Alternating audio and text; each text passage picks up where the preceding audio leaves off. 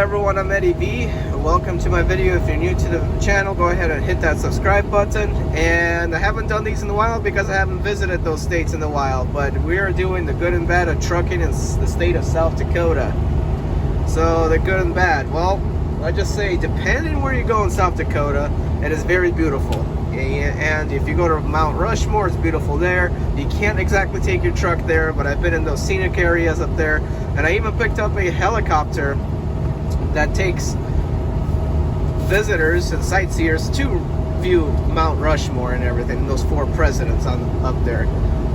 But I was picking it up because it was a broken helicopter to go to North Carolina. But besides the point, I do want to mention though in the video, if you are in, forgot the name of that city, Elder Box or something like that, name of the city in South Dakota, right there by Wyoming, stay away from fueling at the Flying J. That has a huge restaurant and casino with it because it has bad fuel. The other Flying J is good, but that Flying J in particular has very bad fuel.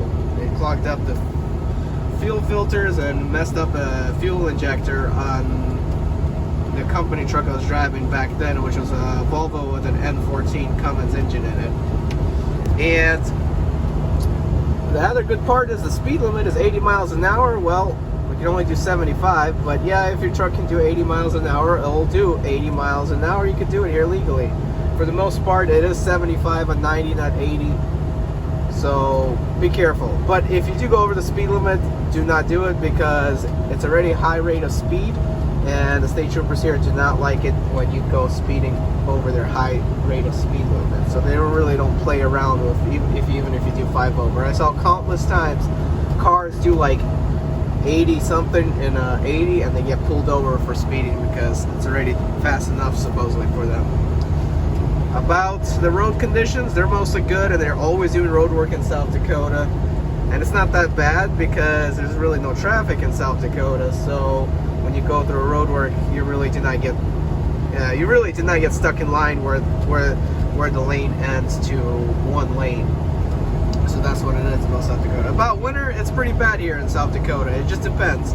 Most of the time, there is no snow whatsoever in South Dakota. I've been trucking for a while. Every time I go here, there's really not a lot of snow, but it does get cold. It can snow a lot.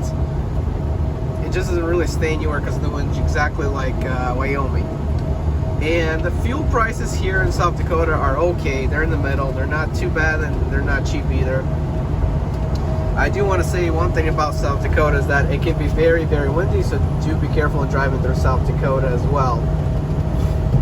And South Dakota in the wintertime does get boring though, because all the fields are empty and you cannot make out, and you just kind of get bored of seeing the same stuff over and over. But in the wintertime, you got another hazard, and I'm glad I can share this experience, is the fact that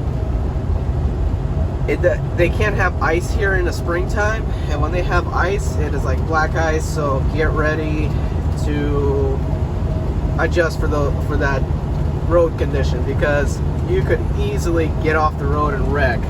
I drove through South Dakota one time, and I didn't realize that was ice because I just ran through Wyoming, hit South Dakota, and I saw a whole bunch of cars in ditches, and it looked like it was overnight, so they didn't look like it just happened. But when I came to stop to the Loves, they told me everything was ice. That's why there's so many cars. So definitely do be careful when you drive in South Dakota. About trucking wise, let's just say so far the loads like do go here, do pay well, and coming out they kind of don't, so you got to look around a little. But as far as it being a dead spot, you can find freight because you're still not too far away from Iowa and Nebraska, even though you may have to deadhead up to 2 hours, but you can definitely find stuff to get loaded from in South Dakota.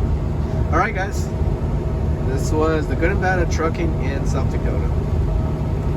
Oh, sorry, I forgot to add one thing, the video's not over.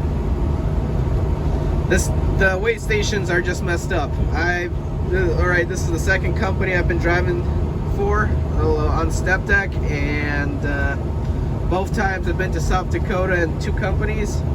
Each time the pre-pass doesn't work, or it works, and they always tell me to go into the scale. Doesn't matter how empty or light I am, always to the scale.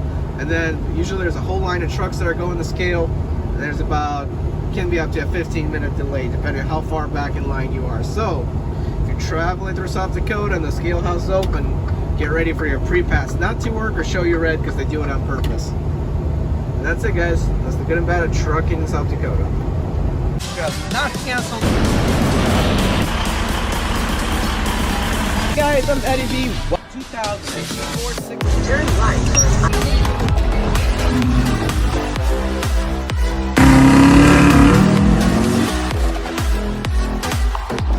This particular package. Driving attempt on the 6 Series.